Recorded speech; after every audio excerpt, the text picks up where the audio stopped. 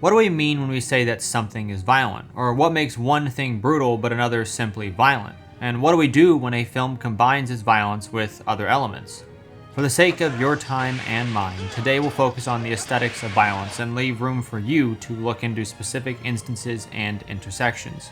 From the fetishization of weapons in action films, to the possible violence of the voice in dramas, to the complicated gender dynamics in the slasher film, to the wild world of sexuality and violence. Today's focus will be on violence writ large and the various ways it can be displayed and to what ends it is displayed, specifically in fiction films. Non-fiction is another much more serious topic which won't be included in today's discussion. In practically every movie now, especially in America, the threat of violence is always just off-screen, even in seemingly non-violent scenes. It has become so standard and expected that we have stopped questioning it. In fact, in my preparation for this video, 95% of the discussed films were from before 2000. And many of the best critiques and examinations focused on the bullet-ridden bodies of Bonnie and Clyde, The Wild Bunch, and other new Hollywood films. What I'm saying is it's time to take a second look and examine what violence is, how it can make us laugh, how it might be able to purge our emotions, and how it can deeply disturb us. Violence is one of those I'll know it when I see it things, but that isn't helpful when trying to examine something. So let's look back at those trailers for a minute.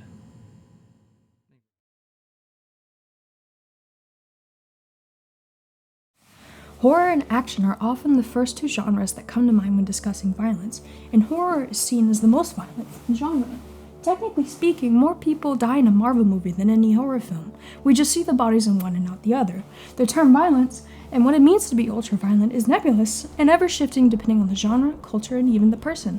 In the wise words of James Kendrick, thus film violence is a label understood as a perception, a label that is affixed to representations of certain behaviors and actions, is above all else an individual experience.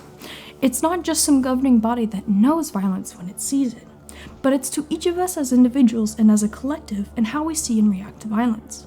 For example, I can't tell you how many shocked and disturbed readings and reviews I went through that focused around the extreme violence of Bonnie and Clyde film from the 60s. I've seen that film and was absolutely unbothered by it. In fact, I found it sort of fun.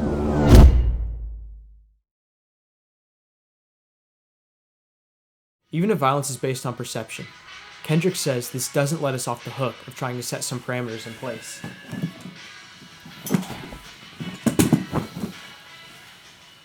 He does still evade a concrete definition of violence, and I will be too.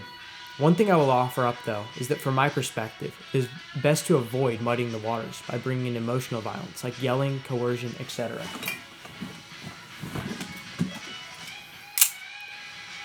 These often lead up to violence or accompany it, but violence is physical in action or in damage.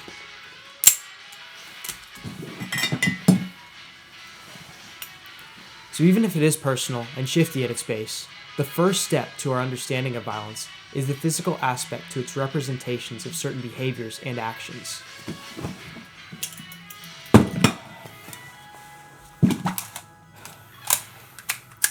Yes, there will be caveats here, but it's good enough for us today. The guardrail Kendrick does offer up is based on a model proposed by Stephen Prince, a film critic who we will be returning to throughout this essay, and it describes violence in cinema as being divided between two axes. On the y-axis, we have the cinematic treatment, the stylistic amplitude, and on the x-axis is the referential component, the behavior depicted. What this model does is admit that while we cannot draw a line in the sand on what violence is and isn't, we can chart generally how violent an action is and how it is exaggerated or toned down through an artist's manipulation. For instance, a punch is much less violent than a beheading as long as they are treated equally. But a punch that explodes someone as if they were an imp in doom would technically be much more violent than a beheading that happens off-screen. A higher stylistic score, which is based around its graphicness and duration, does not necessarily make something more violent, but it does lean in that direction. To better illustrate this graph, let's construct two scenes, both with a shooting. In both cases, we will follow the same character, just add a few more shots and effects.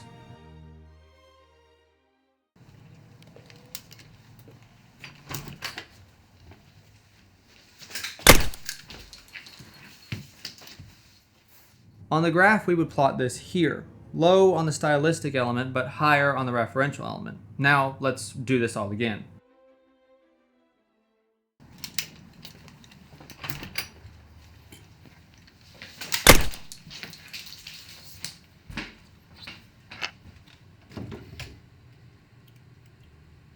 We would then graph this scene both higher on the referential element because of its score, but also higher on the stylistic element as we held on the aftermath. Style can take on a myriad of forms, from montage editing, close-ups, slow motion, or extravagant effects. If we think about these two scenes we just witnessed, which would you say has a more mature handling of violence? In certain contexts, both uses could be well used and responsible, but on their own, and on a purely aesthetic level, I lean toward the second. It's gross, lingering, and confronting, while the first is just trivial. The violence makes me feel nothing in the first, but something in the second. This leads me to my first major point. Being more violent does not necessarily lead to a more or less moral or realistic approach. For example, the violence in Tarantino films is not realistic or revealing, and the same can be said of most war films, action films, etc. There's a lot here about context and the reasoning behind gruesome details. I don't know about y'all, but growing up I was always pitched by my friends that the more graphic the violence, the more it touched at reality, and the more it confronted us. But as we all probably realized, we can't say violence was more realistic when we are laughing at it. After all, violence is horrifying in reality, and even news footage alone can leave us deeply unnerved. So while we may not have a clear definition of film violence, we can see that it must have some physical component. And we can also chart it based on its referential and stylistic elements to see changes over time, and how certain depictions stack up against others. And as we move forward, I would like to remind everyone that the reception and reaction to violence is ultimately personal and cultural. If you find topics or films from the list I'm about to discuss too much, that's perfectly fine, and probably you're better for it. You aren't any worse off for not watching some extreme film or wanting to examine it in detail, but if you aspire to be a filmmaker, especially one who has violence in their films, you will need to confront the basics and ethics at some point. So without further ado, let's look at those films that make us laugh at the most gruesome of scenes.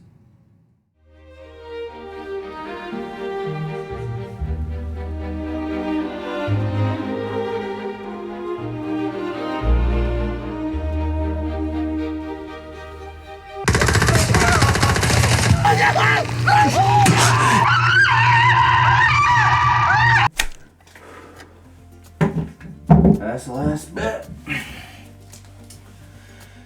I've enjoyed action movies, horror films, and even splatter movies for quite some time. And I would be willing to bet that you, like me, have probably had at least one point where you ask yourself, how am I enjoying this? Am I a bad person? I shouldn't cheer at a headshot, and much less when a town gets turned into zombies and then mulched. Loss of life is always a horrible thing. But it's always been a mainstay in most films' spectacle and enjoyment for a long time. In fact, they can be traced all the way back to silent films through the recreation of executions or through slapstick comedy. I bring up slapstick films here strategically because I believe that this simple genre displays a key element to enjoyable violence.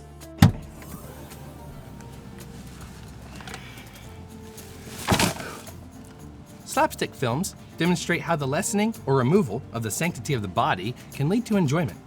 A foundational idea behind horror films, more specifically body horror, is the idea that the body is meant to be whole, all its limbs attached, hence why the dismemberments or the distortions of the body is horrific. But what if we show that the body is nothing, that it can sustain great damage and be fine? But if we look at any number of classic slapstick films, we would see that if they burn themselves, even in a literal fire, they would keep going. Even if they were to take this hammer and slam it onto their hand, nothing would really happen. They might wince, but that's all. No screams would be heard, no bones would break, and no hospital would be visited. This would seem to be completely at odds with an action film or a splatter film, where the body is torn to shreds and people do die. But there's ways around this, starting with the main character.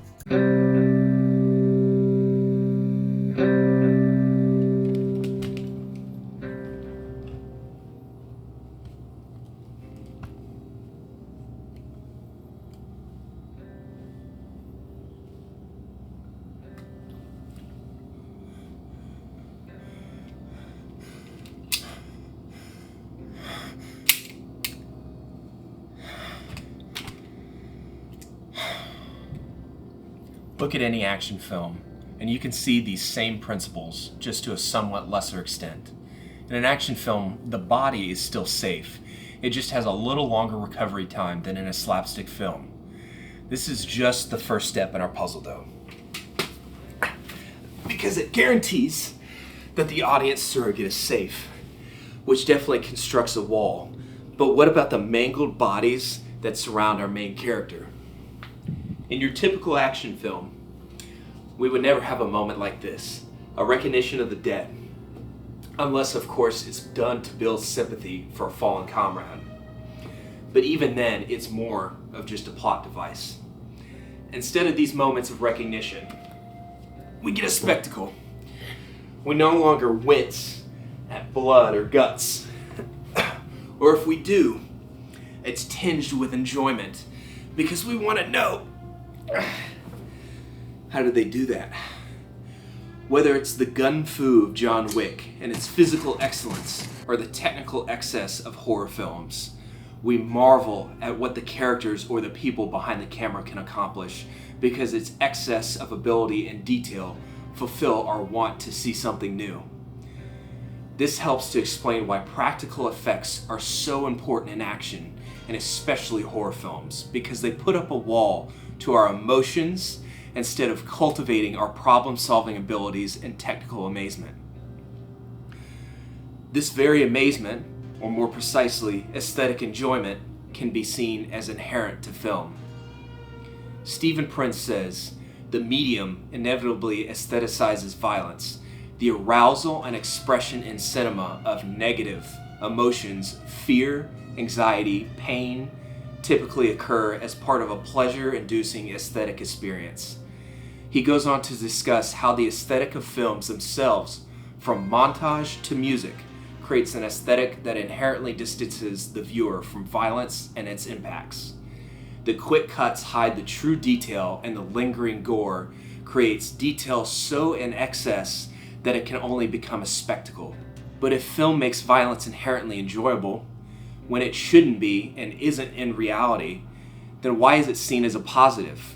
Why do filmmakers like Tarantino to the slew of directors behind Marvel films seem so unbothered or pleased by this fact?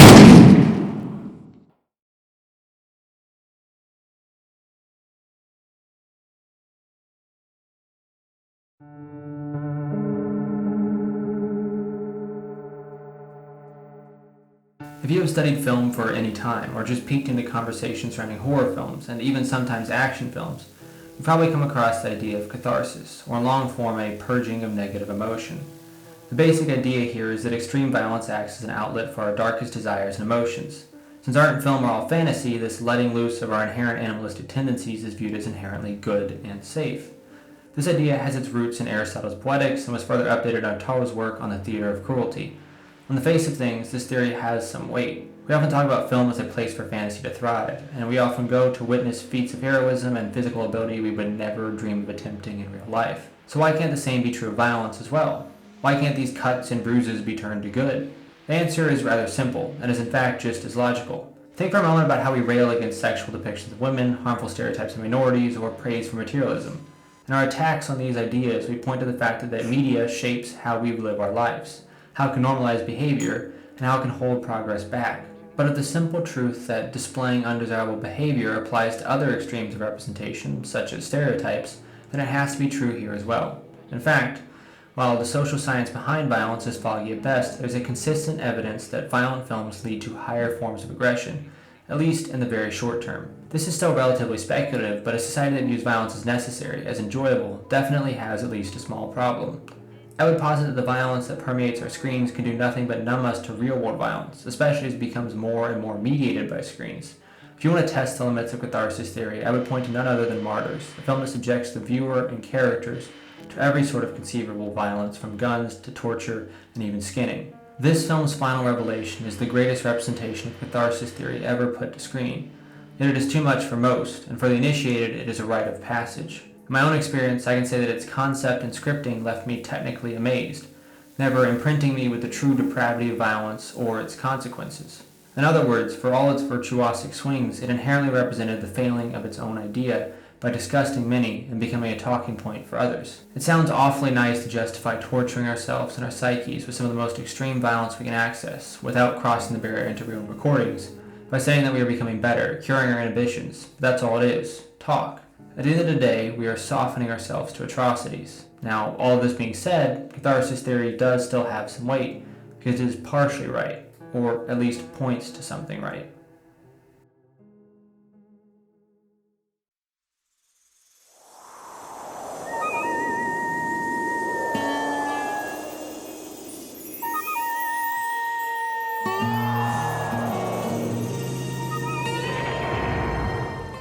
Lying at the basic catharsis theory is the concept that ideas presented in art, and especially negative ideas and emotions, can help us to make sense of the world and maintain a sense of order.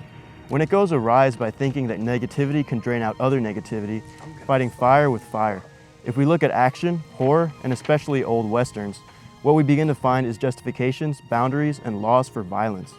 Rather than bleed it out of us, these films chain violence, direct it, and remind us of the state's power.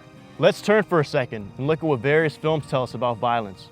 Starting with classic westerns, we can see their good versus evil dynamic tells us that evil has a form, one that we can easily identify and fight, and that violence is used to stop this and it's righteous. This is a very helpful rhetoric for times of war and unity, but lacking in reality. This idealism of right versus wrong and sanctioned violence is central to the Western and to practically all modern action films.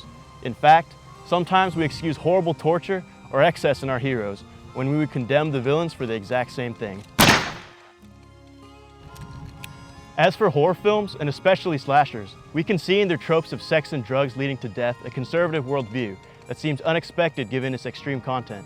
It is directly telling us that staying celibate and straight edge is the only way to survive. Of course, these generalizations of violence in the Western and horror film have been recognized for some time now, and have been questioned, commented on, and picked apart in subsequent films. Let's look at The Wild Bunch as an example. In this film, we follow a band of bank robbers and objectively bad people who happen to crumple a regime at the very end. There's obviously a recognition of such black and white and simplistic notions of violence here, and an attempt is made to represent the chaotic and random violence of reality.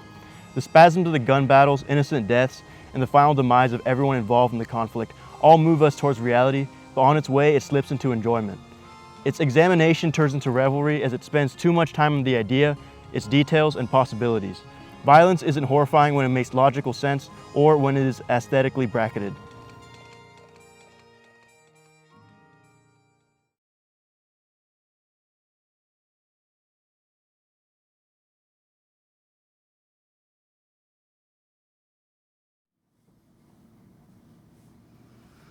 We've looked at how violence on film is influenced and defined by our culture and personal preferences, how it can be made enjoyable through the devaluing of the body and aesthetic manipulation, and why catharsis theory falls flat but points to a greater structuring of society.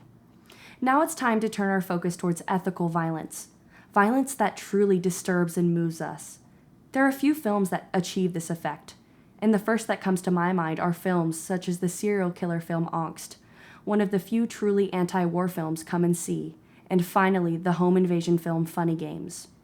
For me, Funny Games is the obvious choice around which to build the discussion of ethical, unpleasant violence, because it directly interrogates the audience through its winks, nods, and questions.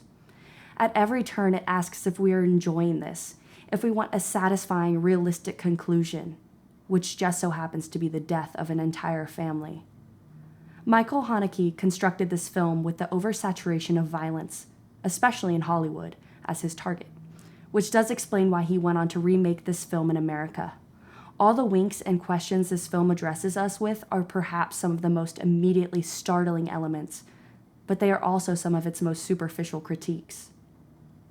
They point to the idea that we identify with both the victim and perpetrator in horror and action films, hence why we enjoy a good kill, our desire to rewind and fix violence or see it again, how despite fourth wall breaks we are still easily manipulated by stories, and how our desire for a logical ending really means the victory and continuation of violence.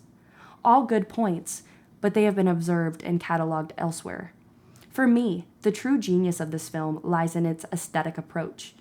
If we want to display violence as it is, then it is fairly easy to remove some logic from it and make the character's pain real both in detail and emotion. But how do you show this? How do you cut up the violence? What shots do you use? The answer here, at least the one that Funny Games discovered, is that you don't cut around violence, but you cut away from death. You let the characters have the sanctity of their death off screen, and you return once they are dead to observe. By doing this, Haneke step-sides the moments of death, which are often the most stylized moments, and confronts us with the devastation they leave behind. In the climactic scene, Georgie, the young son of our main characters, is shot off-screen while one of the killers makes a sandwich. It's heartless and cold, but the real trouble begins when we cut back to an unwavering wide shot of the stunned family with Georgie lying in the corner of the frame. The shot feels like it continues for an eternity, and in my viewing, I kept trying to avoid Georgie and the horrible reality he represented. The secret here is to not cut or zoom into the detail, but simply to get the whole picture of a lifeless body and the people it leaves behind. The only escape from violence here is through the shutting off the screen. This is ethical violence, violence that is left minimally inflected by our tastes and tricky camera work, violence that provides no escape or promise of a swift cut or a pretty close-up. Violence is random, heartless, dead to taboos, and life-shattering. As it is in reality, so too should it be on screen.